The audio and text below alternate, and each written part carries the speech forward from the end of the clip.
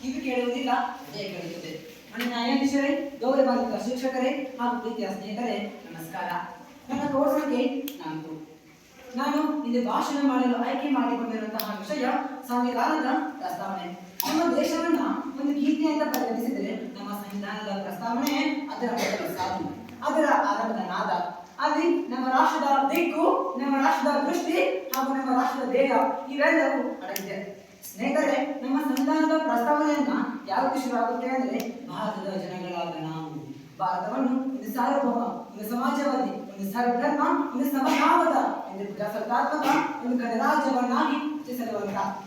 ಇಲ್ಲಿ ನಾನು ನನ್ನ ಭಾಷಣದಲ್ಲಿ ಎಲ್ಲ ಪುಸ್ತಕಗಳ ಪದಗಳನ್ನ ಒಂದೊಂದಾಗಿ ಹೇಳ್ತಾ ಹೋಗ್ತೀನಿ. ಆದ್ರೆ ಅದಕ್ಕಿಂತ ಮುಂಚೆ ಭಾರತ ದೇಶವನ್ನ ಅರ್ಥ ಮಾಡಿಕೊಳ್ಳದೆ ಭಾರತದ ಸಂವಿಧಾನವನ್ನು ಅರ್ಥ ಮಾಡಿಕೊಳ್ಳೋದಕ್ಕೆ ಸಾಧ್ಯ ಇಲ್ಲ.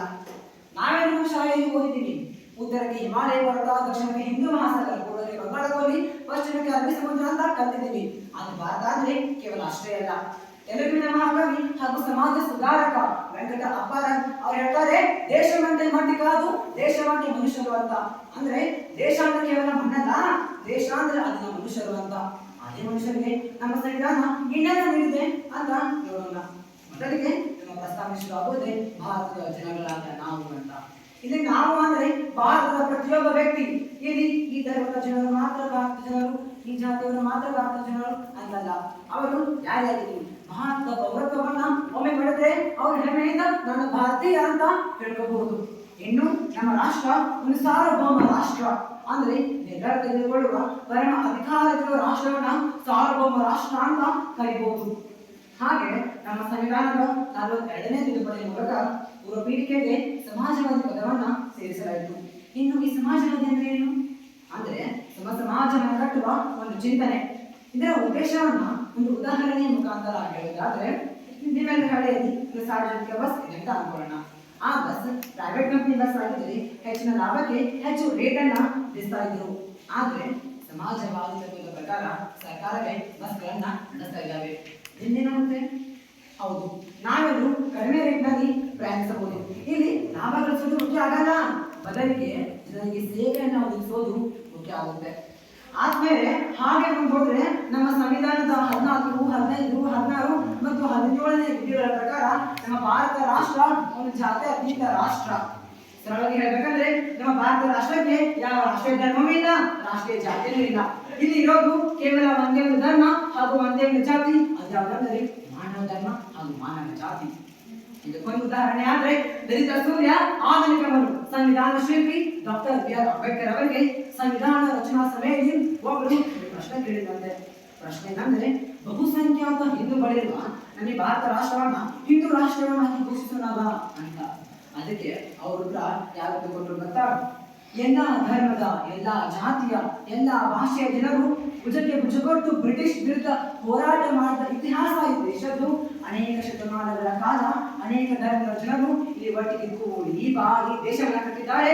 ಹಾಗಾಗಿ ಹಿಂದೂ ರಾಷ್ಟ್ರ ಬೇಡ, ಇಸ್ಲಾಂ ರಾಷ್ಟ್ರ ಬೇಡ, ಸಿಖ್ ರಾಷ್ಟ್ರ ಬೇಡ, ಕ್ರೈಸ್ತ ರಾಷ್ಟ್ರ ಬೇಡ, ಬದಲಿಗೆ ಒಂದು ಜಾತ್ಯತೀತ ಹಾಗೂ ಧರ್ಮ ನಿರಪೇಕ್ಷ ರಾಷ್ಟ್ರ ಬೇಕು ಅಂತ ಹೇಳಿದ್ರು. ಅಲ್ವಾ? ಎಷ್ಟು ವಿಚಾರಮಯ ಹಾಗೂ ಸ್ಪಷ್ಟ ಉತ್ತರ ಅಲ್ವಾ? ಇನ್ನು ನಮ್ಮ ಭಾರತ ರಾಷ್ಟ್ರ ಒಂದು ದೊಡ್ಡದಾದ ಪ್ರಜಾಸತ್ತಾತ್ಮಕ ರಾಷ್ಟ್ರ. ಅದಕ್ಕೆ ಗಾಂಧೀಜಿಯವರು ಹೇಳ್ತಾರೆ, ಇಲ್ಲಿ ಜನರೇ ಸರ್ಕಾರದ ಮಾಲೀಕರು ಅಂತ. ಅಂದ್ರೆ ಒಬ್ಬ ಚಹಾ ಮಾರಾಟಗಾರ ಕೂಡ ದೇಶದ ಪ್ರಧಾನಮಂತ್ರಿ ಆಗಬಹುದು, ಒಬ್ಬ ಶಿಕ್ಷಕ ಕೂಡ ದೇಶದ ರಾಷ್ಟ್ರಪತಿ ಆಗಬಹುದು ಅಂತ. ಇನ್ನು ನಮ್ಮ ದೇಶದ ಇನ್ನೊಂದು ಅನನ್ಯ ವಿಶೇಷತೆ ಅಂದ್ರೆ, ನಮ್ಮ ದೇಶ ಒಂದು ಸುಪ್ರಸಿದ್ಧವಾದ ಗಣರಾಜ್ಯವಾದ ರಾಷ್ಟ್ರ. ಅಂದ್ರೆ ಇಲ್ಲಿ ಹುಟ್ಟಾಡಿ ಯಾರು ರಾಜನಾಗಿ ಹುಟ್ಟಿ ಆಳ್ವಿಕೆ ಮಾಡಲ್ಲ, ಬದಲಿಗೆ ಜನರಿಂದ ಆಯ್ಕೆಯಾಗಿ ದೇಶದ ಆಡಳಿತವನ್ನ ಮಾಡ್ತಾರೆ. ಉದಾಹರಣೆಗೆ ಡಾಕ್ಟರ್ APJ ಅಬ್ದುಲ್ ಕಲಾಂ ಅವರು. ಇವರ ಜರ್ನಿ ರಾಮೇಶ್ವರಂನಿಂದ ರಾಷ್ಟ್ರಪತಿ ಭವನದಲ್ಲಿ ತಲುಪುತ್ತೆ. ಆದ್ರೆ ಅವರು ಕೂಡ ಒಬ್ಬರು ಬಡ ನಾವಿಕನ ಮಗ. ಜನರಿಂದ ಆಯ್ಕೆಯಾಗಿ ಜನರ ರಾಷ್ಟ್ರಪತಿ ಅಂತ ಪ್ರಸಿದ್ಧರಾಗ್ತಾರೆ.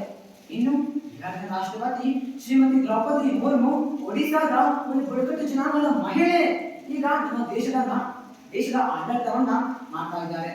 ಹಾಗೆ ನಮ್ಮ ಸಂವಿಧಾನ ಭಾರತದ ಸಮಸ್ತ ನಾಗರಿಕರಿಗೆ ಸಾಮಾಜಿಕ ನ್ಯಾಯ, ಆರ್ಥಿಕ ನ್ಯಾಯ, ರಾಜಕೀಯ ನ್ಯಾಯ, ವಿಚಾರ ಹಾಗೂ ಅಭಿವ್ಯಕ್ತಪಡಿಸುವ ಸ್ವಾತಂತ್ರ್ಯ, ನಂಬಿಕೆ ಹಾಗೂ ಧರ್ಮ ಶ್ರದ್ಧೆ, ಸಮಾನ ಅವಕಾಶಗಳನ್ನ, ಸಮಾನತೆಯನ್ನ ಹಾಗೂ ಸಮಾನತೆಯನ್ನ ನಮ್ಮ ಭಾರತ ಸಂವಿಧಾನ ನೀಡಿ ನಮ್ಮ ಮನುಷ್ಯ ಜೀವನವನ್ನ ಸುಖಮಯವನ್ನಾಗಿ ಮಾಡಿದೆ. ಬಂಧುಗಳೇ, ಇಷ್ಟೆಲ್ಲ ಆಯ್ತು, ಆದ್ರೆ ನಮ್ಮ ಸಂವಿಧಾನದ ಗುರಿ ಮತ್ತು ಉದ್ದೇಶಗಳೇನು? ಹೌದು, ಸರ್ವೇ ಜನ ಸುಖಿನೋ ಭವಂತು, ಕಾಯಕವೇ ಕೈಲಾಸ, ಮಾನವ ಕುಲದ ಆನಂದೇವರ ಎಂಬ ಉದಾತ್ತ ಚಿಂತನೆಗಳನ್ನ ಕಾರ್ಯಾಚರಣೆಗೆ ಬರುವಂತಹ ಘನವಾದ ಉದ್ದೇಶ ನಮ್ಮ ಸಂವಿಧಾನದ ಪೀಠಿಕಾ ಭಾಗ ಹೊಂದಿರುವುದು ಕಂಡುಬರುತ್ತೆ.